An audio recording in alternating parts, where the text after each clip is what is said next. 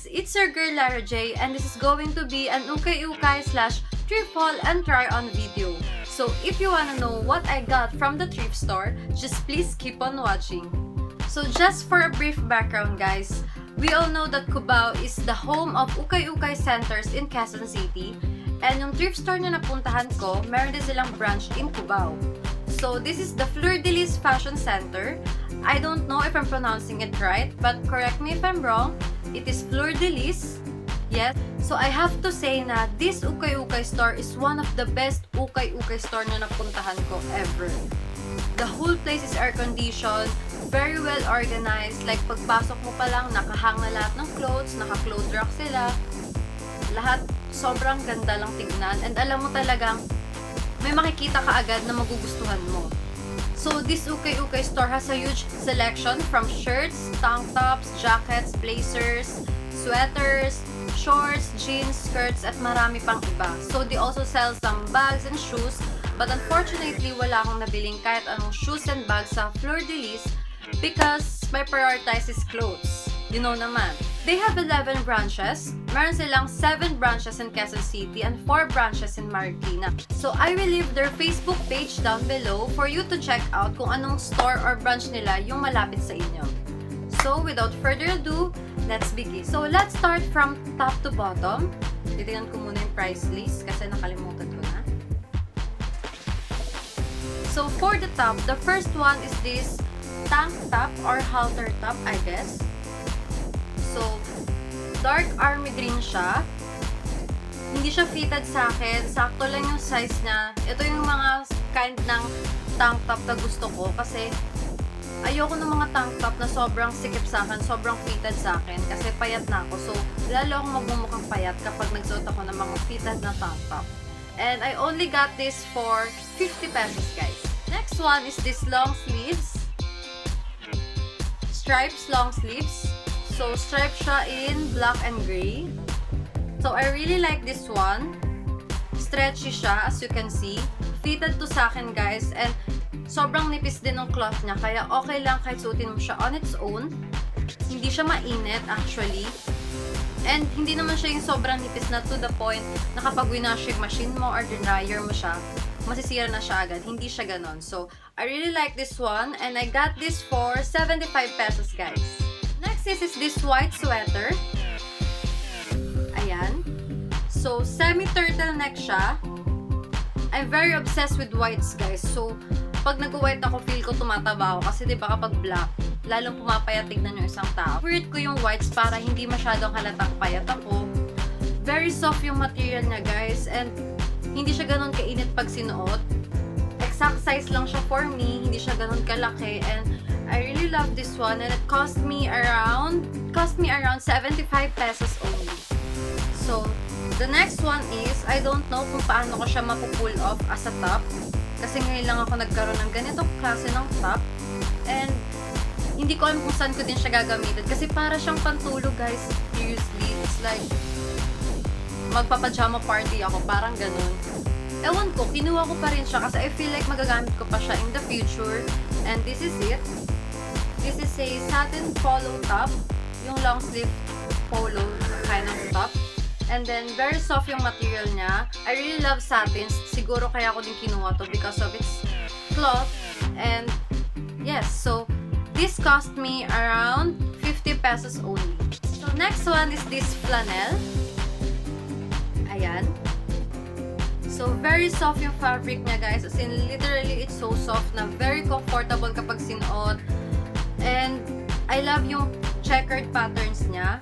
Hindi sobrang liit, hindi rin sobrang laki yung mga patterns. Ayan. And, meron siyang shade ng olive green or army green. That's why lalo akong naakit na bilhin siya.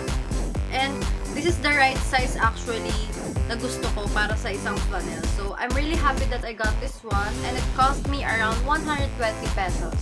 So, it's a little bit pricey but it's okay kasi it's worth it naman kahit papano. So, ayun na. Guys, sobrang happy ko na nakakita ko ng ganitong kind of jacket. So, this is a denim jacket as you can see. Ayan. So, meron siyang mga tattered details. So, binili ko talaga to guys because of its details. As in, ang ganda lang ng pagka-tattered ng details niya.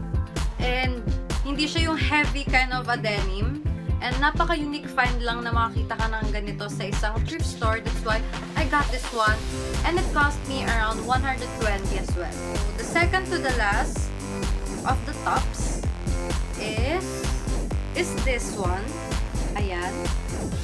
So, this is like a parka jacket pero para lang siyang cover up.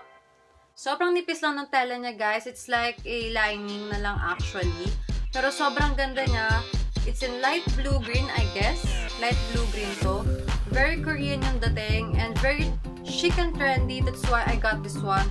And it cost me around 50 pesos only, guys. So, lastly, for the top is another sweater. Yes. Sobrang obsessed ako sa mga sweater, guys. I don't know, pero mahilig talaga ako mag-sweater. So, it says here, khaki. And sa sleeves niya, meron ding nakalagay na Son of Beach 1828. Sobrang ganda lang. And soft yung material niya, guys. Very confident suotin. Hindi siya ganun ka-common na kind of sweater. And very streetwear yung dating niya for me. So, ayan. Sakto lang din siya sa akin. Medyo malaki pero okay na sa akin yan for a sweater. So, I got this for only 150. Let's proceed to the bottoms. And I only got 4 items. So, first is this skirt. Ayan. So, stripes lang siya na pencil cut skirt. And, very retro vibe siya. That's why binili ko siya. Kasi super ganda niya para sa akin. And, pwede rin siyang pang-office. So, garterized siya, guys. Ayan. Ganito kakapal yung garter niya, as you can see. Sobrang kapal, diba? So, talagang sakto lang yung fit niya sa akin. It cost me around 75 pesos only. The next one is a shorts. So here it is. This is a off-white shorts. So nakakakita ako na ganito, guys, sa mga online shops, and they sell it for like 300 pesos and up, I guess. So sobrang mahal, guys, diba? And I only got this for 75 pesos. So sobrang sulit na kasi very trendy siya. Very retro din yung dating, and I like this one. Sakto lang yung fit sa akin. Parang silk yung kind ng cloth niya.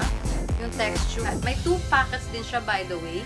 So, ito, andito sa kabilang side. Ito yung kabilang side. I love this one, and I got this for only 75 pesos. Then, yung skirt. Ayan, pencil cut skirt din siya. May 2 buttons right here. Ayan, as you can see. And very streetwear din siya. Super comfortable suotin. Ngayon lang ako nagka-denim skirt, guys. And sa thrift store pa galing. So, super sulit. I love this one. And I got this for only 120 pesos. So, lastly, for the bottom is this elephant shorts. So, these shorts, pag sinuot mo, magmumukha na siyang skirt actually. Ayan. So, very flowy yung kind ng cloth niya. And it's in gray. And it's my favorite color. And may 2 pockets din siya. Side pockets. Ayan. Meron ako nabiling isang shoes lang naman from other thrift store. So, I can't remember the name, pero malapit lang siya sa Fleur de Lis na napuntahan ko. So, pinasok ko siya. And then, I saw this combat boots. Ayan. Parang mini combat boots siya, guys, diba? I really like this one. And, ang regular price niya actually is 500, but I only got this for 430 pesos. So, sobrang laking sulit na nun, diba? For a boots, ganun lang yung price niya. So, it's so worth it and I really love it. And it's a good find. So, that's it for this haul, guys. I hope you enjoyed watching it. Please don't forget to give it a thumbs up if you like it. Please don't forget to subscribe on my channel. And also, click the bell button beside it for you to get notified every time I will upload a new one. And please comment down below, by the way, if you have video suggestions or kahit anong gusto nyo ipagawa sa aking videos, i-comment nyo lang sa baba. I will see you on my next one, guys. Bye!